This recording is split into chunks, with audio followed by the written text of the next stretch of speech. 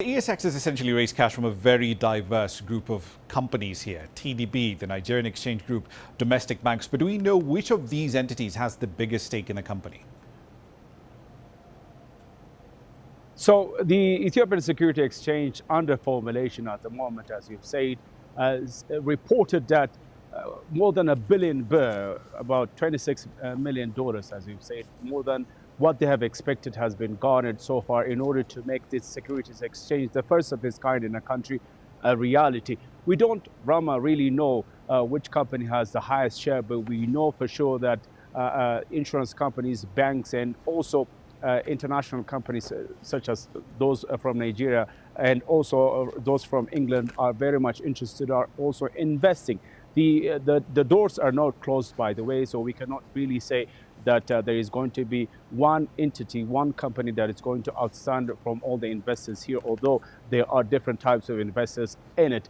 You should understand that the Securities Exchange also aims to raise more fund, as it's planning to also raise more economic growth in this country. So we don't really know which exact company has so far invested the highest, but we know that there are a diverse group of companies, locally and internationally, banks, insurance, and also African companies participating in this so far.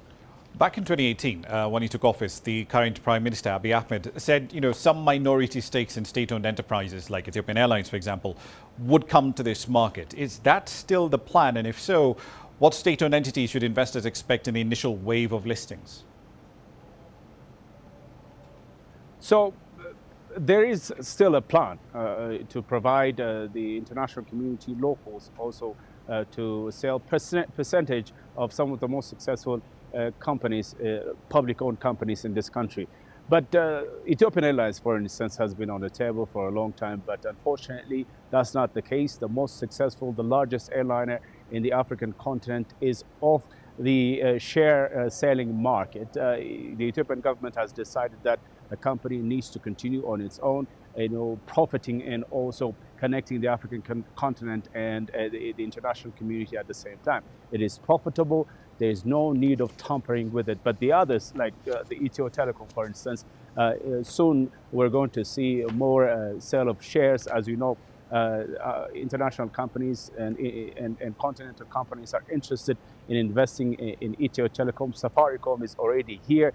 It's the second investment of Safaricom out of Kenya, for example, to invest in Ethiopia. And this is really something that everybody is interested to see. The other one is on the electricity sector. As you know, Ethiopia has the largest dam in the African continent, almost 99% completed, by the way, and it has already started providing electricity to neighboring countries, including Kenya, Djibouti, and the others. So the Ethiopian electricity utility itself is perhaps one of the next things that the share of the sale of shares will be expected. So in general terms, except Ethiopian Airlines, the most successful public enterprises in this country could be selling their minority shares in this country. Indeed. It's going to be interesting to compare actually the books between the Ethiopian Electric Power Company, Kenya Power and Umeme across the border in Uganda. One last question for you, Girum. So the ESX starts operations hopefully sometime in 2025.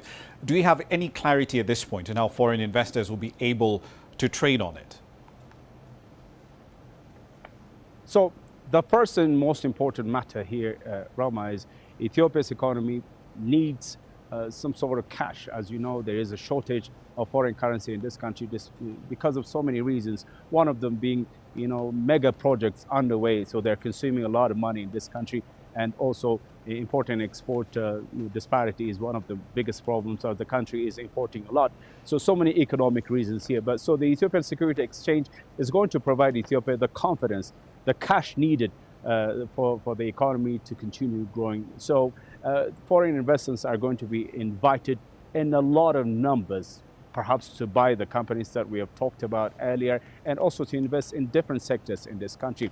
Providing them the important security from the government side is what is the role of the Ethiopia Securities Exchange is going to be. So these investors are going to expected to come at least in their numbers to this country, and they can invest through a very secured and modern way through this Securities Exchange. And they're going to also be provided lots of opportunities from the Ethiopian government side so that they can also participate in what was the locked economy, if you like, in the African continent and perhaps in the world too, but with Right. a lot of potential for any investor to come and make money out of it. So this is going to be a platform for all of them, international investors, to come and put their money in and perhaps profit too.